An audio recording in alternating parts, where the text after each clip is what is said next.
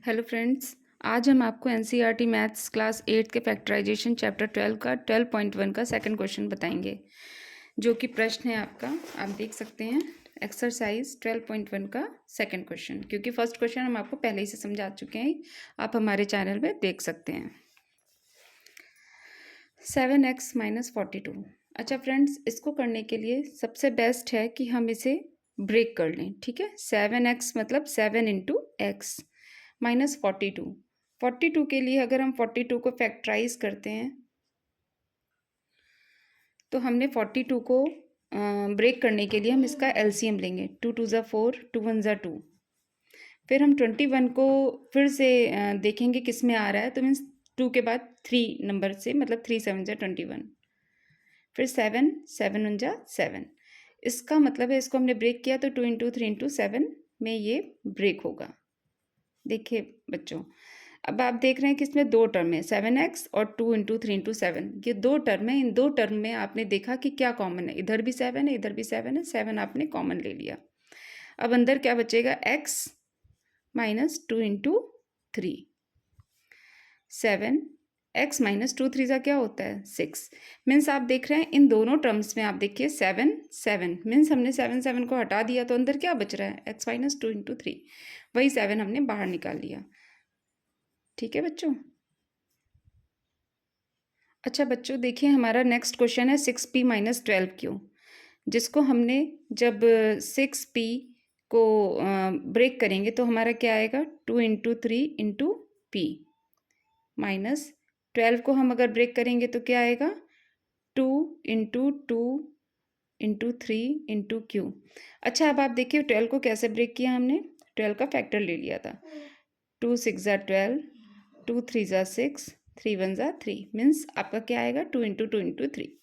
अच्छा, अब देखिए बच्चों, इसमें इधर 2 इंटू 3 और इधर भी 2 इंटू 3, मीन्स आपको मिल जाएगा। एक ये टर्म है और एक टर्म ये है। इसमें भी आपने देखा कि 2 और 3 कॉमन है। यहाँ पर भी आपको 2 और 3, देखिए डॉट हमने लगा दिया। ठीक है ना। अगर आप इधर से और इधर से दोनों से 2 इंटू 3 निकाल दें तो अंदर क्या बच रहेगा? p - 2q। ठीक है, तो आप देखिए 2 इंटू 3 हमने बाहर निकाल लिया। अंदर हमारा बचा p - 2q। अभी मैंने आपको अपनी फिंगर्स से करके दिखाया कि इस तरीके से ये कॉमन है। 2 3 ज़ा 6, p - 2q। अच्छा बच्चों, यही हमारा आंसर है। बच्चों, हमारा थर्ड क्वेश्चन है 7a² + 14a। एनसीईआरटी की बुक में आपको दिख जाएगा। ठीक है, 7a² में आप देखिए 7a² को अगर आप ब्रेक करें तो 7a इंटू ए प्लस 14 को अगर ब्रेक करें तो 2 इंटू 7 इंटू ए।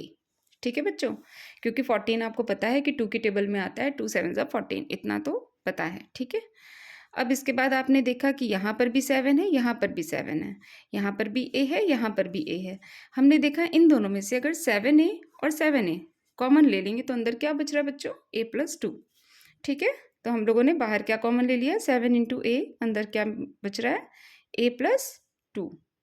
तो बच्चों आप देखिए, जब आपने 7a कॉमन ले लिया तो इसको 7a लिखा जा सकता है। तो इसका मतलब हमारा आंसर क्या आ गया? 7a a + 2। अच्छा फ्रेंड्स, हमारा ये क्वेश्चन जो फोर्थ क्वेश्चन है -16z + 20z³, ये थोड़ा सा आपके लिए डिफरेंट होगा और कुछ नया भी होगा, है ना। तो आप देखिएगा, इसमें इसको हम जब ब्रेक करेंगे तो ये किस में टूटेगा? मीन्स माइनस है तो माइनस को तो आप ऐसे ही रखो। ठीक है ना। तो इसको हम क्या कर देंगे? 2 इंटू, मतलब 16 का अगर आप फैक्टर भी आप करके देख लो। 2 8 ज़ा 16, 2 4 ज़ा 8, 2 2 ज़ा 4, 2 1 ज़ा 2। तो 6 अगर हम इसको फैक्टर करके देखेंगे तो ये 4 बार आएगा 2।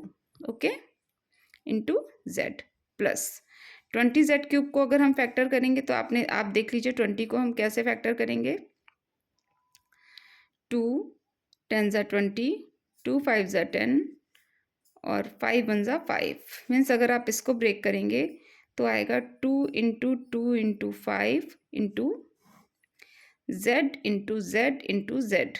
ठीक है, ये आप देख लीजिएगा, ये हमने रफ वर्क किया इसलिए वो आपको दिख रहा है। अच्छा, अब आप इसमें देख लीजिए कि अगर आपका माइनस हाँ, सबसे पहले आप देखिए यहाँ भी 2 है और यहाँ भी 2 है, यहाँ भी 2 है, यहाँ भी 2 है, यहाँ z है और यहाँ z है। मीन्स मैक्सिमम जो हमारा कॉमन निकल रहा है वो क्या निकल रहा है 4z।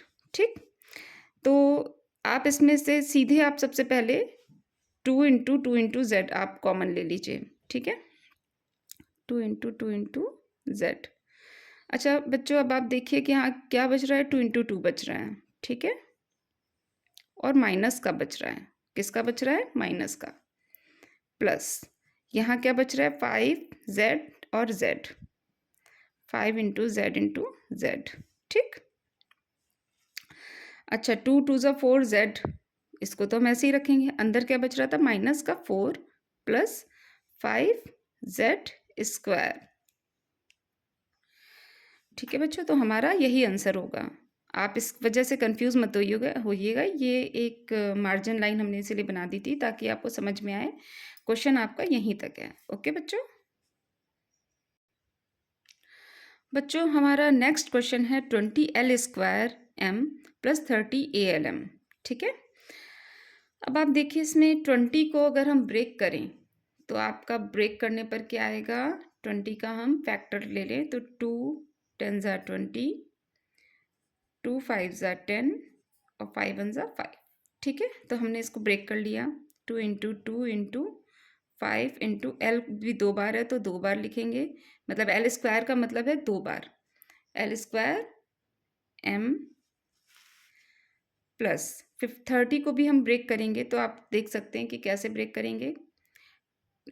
2 के टेबल में नहीं आता, 3 5 ज़ा 15 और 5 1 ज़ा 5, अरे सॉरी 30 है, सॉरी 3 10 ज़ा 30 और 2 5 ज़ा, सॉरी इसका फैक्टर फिर से देख लीजिए आप, 30 है तो 2 से करेंगे तो 15 आएगा और 3 से करेंगे तो 5 आएगा। फिर हमारा क्या बचेगा, 5 1 लास्ट में, 2 इंटू 3 इंटू 5। तो 30 को ब्रेक करेंगे तो 2 इंटू 3 इंटू 5 इंटू ए इंटू एल इंटू एम। अच्छा देखिए बच्चों, अब इसमें हमने देखा कि क्या क्या कॉमन है। आप देखिएगा 2 कॉमन है, 2 कॉमन है, 5 कॉमन है, 5 कॉमन है। ठीक, 2 कॉमन है और 5 कॉमन है। और क्या क्या कॉमन है, एल कॉमन है, एल कॉमन है, एम कॉमन है, एम कॉमन है। इसका मतलब है बाहर हम क्या निकाल सकते हैं, 2 5 ज़ा 10 एल एम। आप डायरेक्टली भी लिख सकते हैं 2 5 ज़ा 10 एल एम। अंदर क्या बचा हमारा, 2 एल। ठीक है, क्या बचा, 2 एल प्लस यहाँ से भी हमने 2 5 को निकाल दिया तो यहाँ क्या बचा, 3 ए। क्या बचा हमारा, 3 ए। तो बच्चों मेरा हमारा आंसर आ गया 10 L F com bracket 2 L plus 3 ए। चलिए बच्चों हम लोग नेक्स्ट क्वेश्चन में आ गए। नेक्स्ट क्वेश्चन है हमारा 6 क्वेश्चन। ठीक है, यहाँ हमारे 5 क्वेश्चन हो गए थे, ये हमारा है 6 question. 5x square y minus 15xy square. Okay, अच्छा बच्चों अब आप देखिए इसमें क्या कॉमन हो सकता है, 5 इंटू एक्स पहले तो हम ब्रेक ही कर लें इसको, और इसको क्या लिख सकते हैं, 3 into 5 into x into y. अच्छा बच्चों अब आप इसमें देखिए 5x और y क्या कॉमन है हमारा, 5x y। यहाँ पर भी हमारा क्या कॉमन है, 5x और y। ठीक है, तो हम यहाँ से बाहर डायरेक्ट निकाल लेते हैं 5xy, जिसकी वजह से यहाँ क्या बचेगा, x और यहाँ क्या बचेगा, y। तो हमारा आंसर क्या आ जाएगा, 5xy माइनस, हाँ एक 3 भी हमारा कॉमन बच गया था तो हम क्या लिखेंगे, 5xy माइनस 3y। ओके, चलिए हम लोग नेक्स्ट क्वेश्चन पे आते हैं। अच्छा बच्चों हमारा नेक्स्ट क्वेश्चन है 7th क्वेश्चन, इसी का सेकंड का 7th। 10a square minus 15b square plus 20c square. देखिए बच्चों इसमें हम क्या करेंगे कि 10 को हमने ब्रेक किया 2 इंटू 5 में, a इंटू ए माइनस 15 को हमने 3 into 5 b into b plus 20c square को हमने, जैसे कि हम बताते हैं 2 2 ज़ा 4 5 ज़ा 20 है ना, मतलब 2 को 2 से गुणा करेंगे तो 4 आ जाएगा और 4 का 5 से गुणा करेंगे तो 5, मतलब 2 2 ज़ा 4 5 ज़ा 20 इंटू सी। अच्छा बच्चों, अब इसमें से हम देखेंगे कि क्या कॉमन है। ठीक है, तो आपने क्या देख लिया बच्चों कि हमारा इसमें से क्या कॉमन आ रहा है। इन सब में बच्चों हम देख रहे हैं 5 5 और 5, कुछ भी कॉमन नहीं है, सिर्फ और सिर्फ 5 कॉमन है। ठीक है बच्चों, तो इसमें से हमने क्या कॉमन ले लिया 5, अंदर क्या बचा 2a² minus 3b² means a², a² b² means अगर कोई चीज़ 2 बार है तो b², 3 बार है तो क्यूब। इस तरीके से हमें इसके टर्म्स को पहचानना होता है। 5 इसमें से भी निकाल दिया तो यहाँ क्या बचा बच्चों 4c²। मतलब हम देख रहे हैं कि 2a² और अंदर के साइन में कोई चेंज नहीं होगा। ठीक है बच्चों, तो माइनस और ये प्लस, यही हमारा आंसर हो जाएगा। बच्चों हमारा नेक्स्ट क्वेश्चन है 8th -4a² + 4ab - 4c है, जो कि आप अपनी बुक में भी चेक कर सकते हैं, देख लीजिए। ठीक है, ये है क्वेश्चन। अच्छा बच्चों देखिए, सबसे पहले इसमें आप ये देखेंगे कि सब में एक ही जैसा नंबर है, इधर भी 4 है, इधर भी 4 है, इधर भी 4 है, तो इसको ब्रेक करने की ज़रूरत नहीं है, इससे आपका टाइम ही वेस्ट होना है।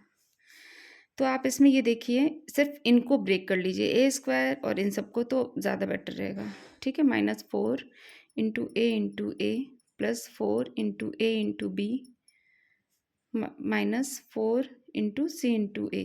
ठीक है, अब आप देखिए इसमें से 4 कॉमन है, इसमें से भी 4 कॉमन है, इसमें से भी 4 कॉमन है, इसमें भी a है, इसमें भी a है और इसमें भी a है। ठीक, तो अब इसमें हम लोग साइन में कोई चेंज नहीं करेंगे, क्योंकि अभी ये उस लेवल का क्वेश्चन नहीं है। इसमें जो साइन जहाँ पर है उसको वहीं लगा रहने दें, मतलब ये जो चिन्ह है माइनस प्लस माइनस का, ये वहीं रहेगा।